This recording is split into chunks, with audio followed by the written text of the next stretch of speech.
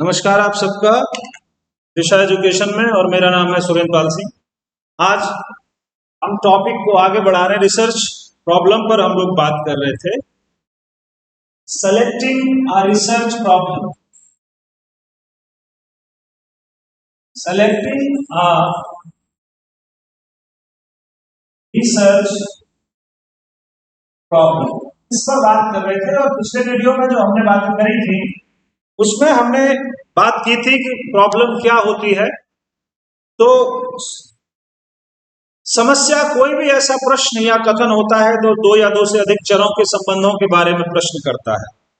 ठीक है, समस्या ऐसा कथन है, ऐसा प्रश्न है जो उत्तर चाहता है। फिर उसके बाद हमने बात करी थी कि भाई सोर्सेस क्या क्या होते हैं इसके, तो उनको हमने देखा था। पर्सनल एक्सपीरियंस हो या प्रीवियस रिसर्च हो या नॉलेज में गैप हो या कंट्राडिक्टरी रिजल्ट हो, इस तरीके के। और कौन कौन सी विशेषताएं या कंसिडरेशन या क्राइटेरिया रिसर्च प्रॉब्लम को सिलेक्ट करते वक्त हमें ध्यान में रखनी चाहिए, इनके बारे में भी बात हुई। आज जिन मुद्दों पर हम लोग बात कर रहे हैं वो ये बात कर रहे हैं कि किस तरीके से हम उसको लिखें। टॉपिक जो लिखा जाता है उसको किस तरीके से लिखा जाना चाहिए रिसर्च प्रॉब्लम को। एक बात तो ये हम बात करेंगे, how to write a research problem. Next, steps क्या होते हैं उसके। और लास्ट, इवेलुएट किन आधारों पर हम करेंगे, क्या ऐसा हम काम कर सकते हैं। हाउ टू राइट, ठीक है, या फॉर्मुलेटिंग अ रिसर्च प्रॉब्लम। फॉर्मुलेटिंग अ रिसर्च प्रॉब्लम, किस तरीके से फॉर्मुलेट करें, हम उसको किस तरीके से कॉन्स्टिट्यूट करें, इसके बारे में बात होगी। ठीक है, किस तरीके से डिफाइन करें उसको। इससे पहले कि हम इसके बारे में बात शुरू करें, एक कोटेशन का मैं यहां पर जिक्र करना चाहता हूं, और वो कोटेशन है मुनरो का। मुनरो बहुत बड़े विद्वान हैं, इन्होंने काफी काम किया है समाज विज्ञानों में, रिसर्च मेथोडोलॉजी पर। क्या कहते हैं ये कि सीमा के साथ विस्तार का वर्णन, सीमा के साथ विस्तार का वर्णन। प्रॉब्लम फॉर्मुलेशन से मतलब क्या है ये बता रहे हैं हम लोग कि हमें सीमा तय करनी है कि हमें काम कितना करना है, और साथ ही साथ विस्तार भी तय करना है कि यहां तक करना है, इससे आगे नहीं करना। बाउंड्री भी खींचनी है और डिस्टेंस भी बतानी है। विस्तार का वर्णन, प्रत्येक प्रश्न या उप प्रश्न का स्पष्टीकरण, प्रत्येक प्रश्न या उप प्रश्न का स्पष्टीकरण। ठीक है, क्या क्वेश्चन पूछा जा रहा है रिसर्च प्रॉब्लम में वो क्लियरली डिफाइन होना चाहिए, और सब क्वेश्चंस भी हैं कुछ तो वो भी डिफाइन होने चाहिए। और क्या करना है, तीसरी बात ये कहते हैं क्या करना है और क्या नहीं करना है, और क्या नहीं करना है। ये फॉर्मुलेशन से रिलेट करता है चीज। पहली बात क्या देखते हैं, सीमा तय करनी है हमें अनुसंधान की।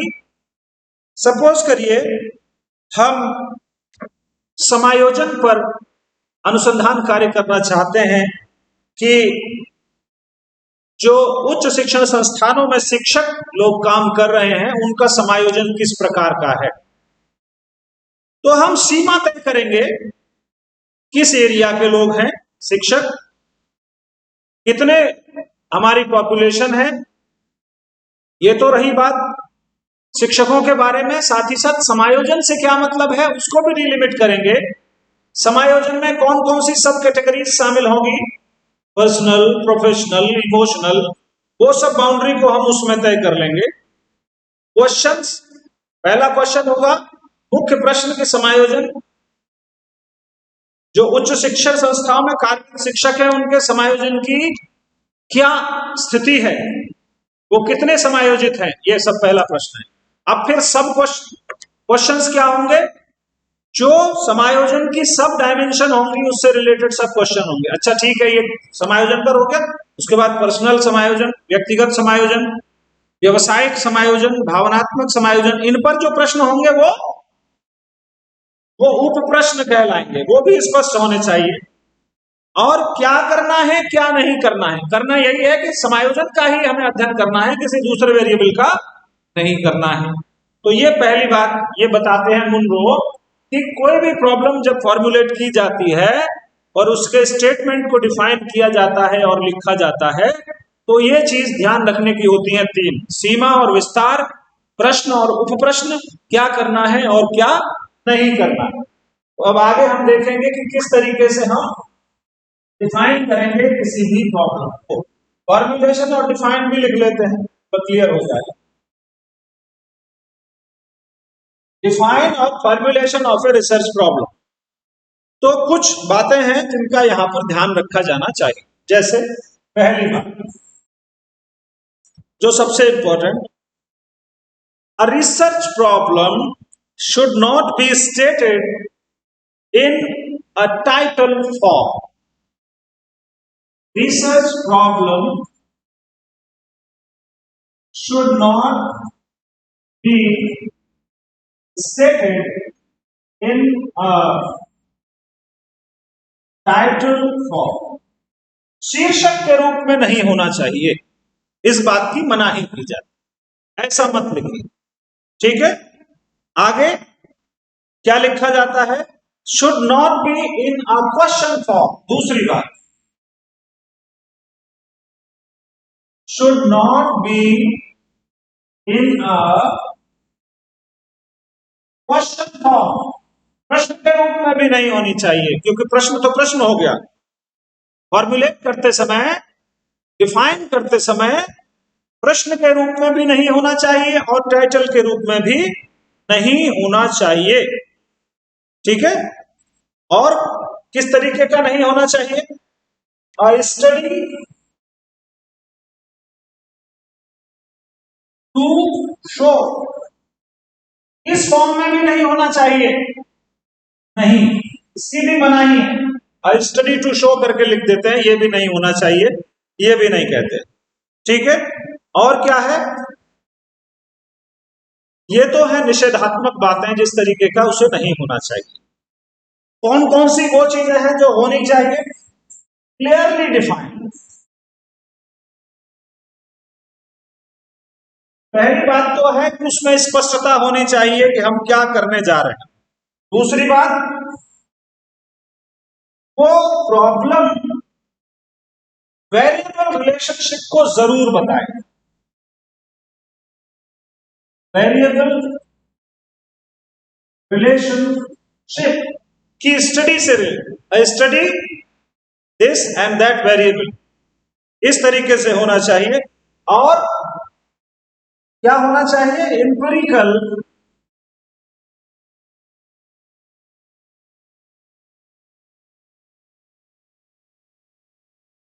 Study is possible. इन चीजों का ध्यान रखना चाहिए। ज्यादातर केसेस में इस तरीके से लिखा जाता है, अ स्टडी अबाउट, स्टडी करके दोनों वेरिएबल्स या दो से ज्यादा जितने भी वेरिएबल्स हैं उन सब के संबंधों के बारे में कथन किया जाता है। ठीक है, इन बातों का अगर हम ध्यान रखेंगे तो हम ज्यादा बेहतर तरीके से अपनी समस्या कथन को फॉर्मुलेट कर पाएंगे, डिफाइन कर पाएंगे। ठीक है, अब कौन कौन से चरण इसमें होते हैं, स्टेप्स कौन कौन से होते हैं वो जरा देखते हैं। स्टेप्स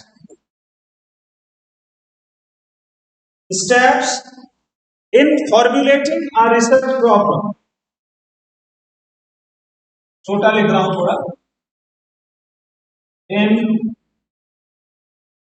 फॉर्मुलेटिंग अ रिसर्च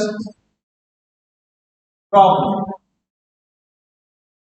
ठीक है, कौन कौन से चरण हैं किसी भी अनुसंधान की समस्या को निर्धारित करते समय, किन बातों का ध्यान रखा जाना चाहिए, कैसे चुने हम रिसर्च की प्रॉब्लम।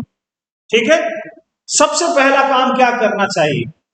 अनुसंधानकर्ताओं की शायद ये सबसे बड़ी समस्या है। तो पहली चीज, जो पहला स्टेप है वो है आइडेंटिफाई द ब्रॉड फील्ड और area of your interest. Identify the broad field of your area. आपका जो एरिया है उसका जो ब्रॉड फील्ड है उसको आपको पहले तय करना है, ब्रॉड फील्ड। अब वो broad field sociology of education हो सकता है, फिलॉसफी ऑफ एजुकेशन हो सकता है, साइकोलॉजी ऑफ एजुकेशन हो सकता है, टेक्नोलॉजी ऑफ एजुकेशन हो सकता है, कुछ भी हो सकता है। ठीक है, तो ब्रॉड फील्ड को पहले हम तय कर लेते हैं। उसके बाद फिर क्या करेंगे? ब्रॉड फील्ड तय करिए पहले, dissect the broad area into sub area. Dissect broad area into sub area. Broad area को हम सब एरियाज में लेकर आना। ठीक है, अब मान लीजिए हम साइकोलॉजी पर काम करना चाह रहे हैं, साइकोलॉजी ब्रॉड एरिया। अब साइकोलॉजी में फिर कौन कौन से टॉपिक हैं? जैसे पर्सनालिटी है, मोटिवेशन है, लर्निंग है, एडजस्टमेंट है। ठीक है, तो इनमें से कौन सा, सपोज करिए हम मोटिवेशन पर काम करना चाहते हैं, तो पहले लेवल पर हम तय करेंगे एजुकेशनल साइकोलॉजी, और दूसरे पर फिर साइकोलॉजी का टॉपिक आ जाएगा मोटिवेशन। ये सब एरिया हो गया, ये ब्रॉड एरिया हो गया। ठीक है, फिर उसके बाद select what is the most interest to you. Select what is the most interest to you. अब इसमें जो सबसे ज्यादा इंपॉर्टेंट चीज है उसको हमें अपने लिए चुनना है। ठीक है, मोटिवेशन, किसकी मोटिवेशन का स्टडी करना है, किस लेवल के बच्चे होंगे उनके बारे में स्टडी करना है। ठीक है, अब मान लीजिए कि हमें प्राइमरी स्टूडेंट्स, इनकी मोटिवेशन के बारे में, क्योंकि छोटे बच्चों में हमारा बहुत इंटरेस्ट है, उनके मोटिवेशनल लेवल के बारे में हमें पता करना है। ठीक है, या मैथमेटिक्स सब्जेक्ट हमारे इंटरेस्ट का सब्जेक्ट है, तो मैथमेटिक्स सब्जेक्ट में मोटिवेशन और इंटरेस्ट, मोटिवेशन के बारे में हमें पता करना है कि क्यों प्रॉपर मोटिवेशन मैथमेटिक्स के सब्जेक्ट में बच्चों की नहीं होती है। यानी कि अब हम एक वेरिएबल को दूसरे वेरिएबल के साथ कनेक्ट करने की कोशिश करते हैं। ठीक है, मान लीजिए हम ये देखना चाह रहे हैं कि प्राइमरी स्तर पर बच्चों में गणित के प्रति अवप्रेरणा में कमी क्यों होती है, गणित विषय के प्रति। ठीक है, तो ये निकल कर आ जाएगा। उसके बाद हम क्या करेंगे? Raise research question. Next, raise research question. अब प्रश्न करिए, क्यों प्राथमिक स्तर पर गणित विषय के प्रति छात्रों में अभिप्रेरणा की कमी क्यों है? ठीक है, अब प्रश्न कर लिया, वाई मोटिवेशन। ठीक है, टुवर्ड्स द मैथ्स। ये इस तरीके से हम क्वेश्चन कर लेंगे अपने आप से। अब इतना होने के बाद फिर हम क्या करेंगे? Formulate objectives. अब हम ऑब्जेक्टिव्स फ्रेम करेंगे इस लेवल पर। ठीक है, प्राथमिक विषय, प्राथमिक स्तर के विद्यार्थी, गणित विषय और मोटिवेशन का लेवल। अब इन तीनों को लेकर के डेमोग्राफिक वेरिएबल्स हैं, दूसरे जो वेरिएबल हैं उन सब के कंसर्न में जितने भी वेरिएबल हम चुन रहे हैं, चाहे वो किसी भी तरीके के हो, चाहे टीचर से रिलेटेड हो, चाहे कंटेंट से रिलेटेड हो, चाहे सोसाइटी से रिलेटेड हो, उन सब के साथ डिसेक्ट करके ऑब्जेक्टिव्स फ्रेम कर देते हैं हम। और ऑब्जेक्टिव्स, ये रिसर्च क्वेश्चन जो होता है इसी के डिवीजन होते हैं, कई सारे स्टेटमेंट फॉर्म में हम उनको लिख देते हैं, जितने भी वेरिएबल्स होते हैं सब उसमें कवर हो जाने चाहिए। ठीक है, तो ये है सब। उसके बाद नेक्स्ट है छठा, असेस। असेस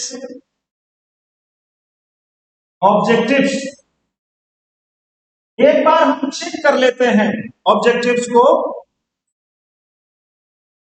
ऑब्जेक्टिव्स कि क्या ये सारी समस्या को कवर कर रहे हैं, प्रॉपर बाउंड्री बन रही है कि नहीं बन रही है, सीमा निर्धारित है कि नहीं प्रॉपर, इस चीज को देख लिया जाता है। उसके बाद फिर डबल चेक कर लेते हैं लास्ट में, 7th स्टेप पर डबल चेक। एक बार फिर और चेक करके देखते हैं कि कहीं कोई प्रॉब्लम तो नहीं है, सीमा ठीक से निर्धारित है कि नहीं, हम यही करना चाहते हैं या ये नहीं करना चाहते हैं, सारे क्वेश्चन और सब क्वेश्चंस क्लियरली ऑब्जेक्टिव्स में आ रहे हैं या नहीं आ रहे। तो ये तरीका होता है किसी भी प्रॉब्लम को फॉर्मुलेट करने का। अब एक और मुद्दा बचता है, इतना सब काम होने के बाद, how to evaluate a research problem. ये वास्तव में ठीक है या नहीं है, तो कौन सा क्राइटेरिया हम उसके लिए इस्तेमाल करेंगे। तो कुछ क्राइटेरिया बताया गया है विद्वानों के द्वारा कि भाई इन चीजों का ध्यान रखा जाना चाहिए रिसर्च प्रॉब्लम को इवेल्युएट करते समय। Evaluation of a research problem, evaluation of a research problem कैसे इवेल्युएट करेंगे।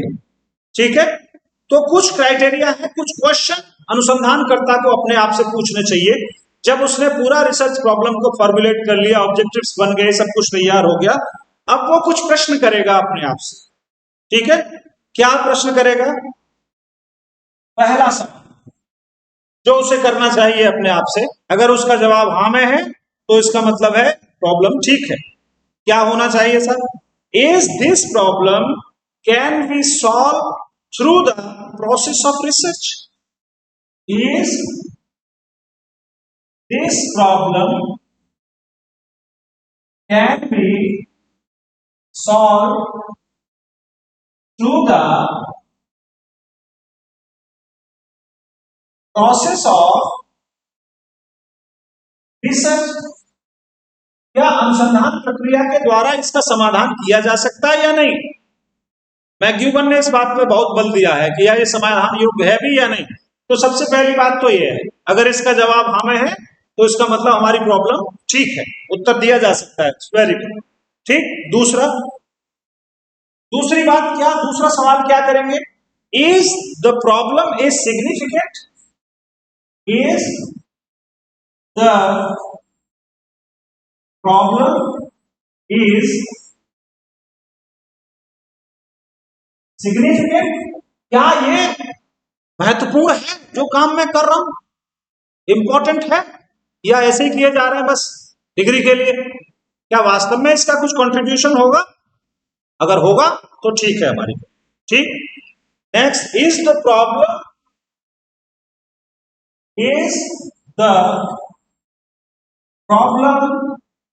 ह्यूमन। क्या ये जो समस्या है जो मैंने चुनी है ये नई है। अगर जवाब हाँ में आए तो ठीक, ना में आए तो समस्या। हाँ नहीं है तो ठीक है, हम आगे बढ़ सकते। ठीक, और चौथी और आखिरी बात, is this problem is feasible. Is this problem is feasible. Feasible का क्या मतलब है, ये फीजिबल है कि नहीं है। अब इसके लिए कुछ और क्वेश्चन आपको करने पड़ेंगे अलग से फीजिबल को देखने के लिए। देखिए कौन कौन सी बातें होंगी, अगर फीजिबल है तो क्या होगा। ठीक है, पहली बात, am I competent to solve this problem.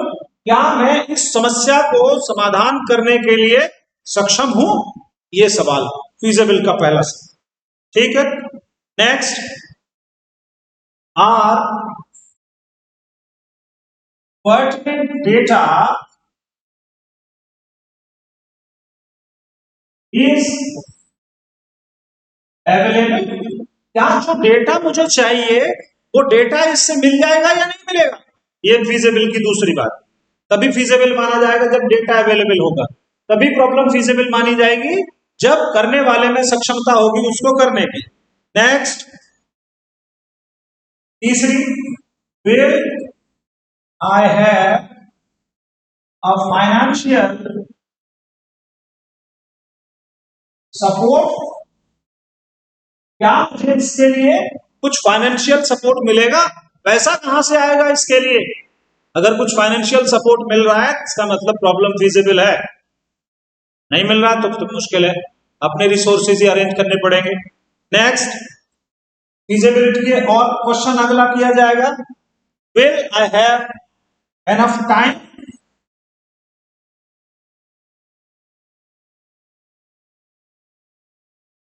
क्या मेरे पास इसको करने के लिए पर्याप्त समय है? यह भी फीजिबल का क्वेश्चन है। अगर समय है तो फीजिबल है, अगर टाइम नहीं है, जल्दी में काम करना है, तो इसका मतलब है प्रॉब्लम मेरे लिए फीजिबल नहीं है, उसको नहीं चुना जाना चाहिए। उसके बाद एक और आखिरी सवाल जो अनुसंधानकर्ता से ही स्वाभाविक रूप से जुड़ा हुआ है, विल आई हैव डिटर्मिनेशन।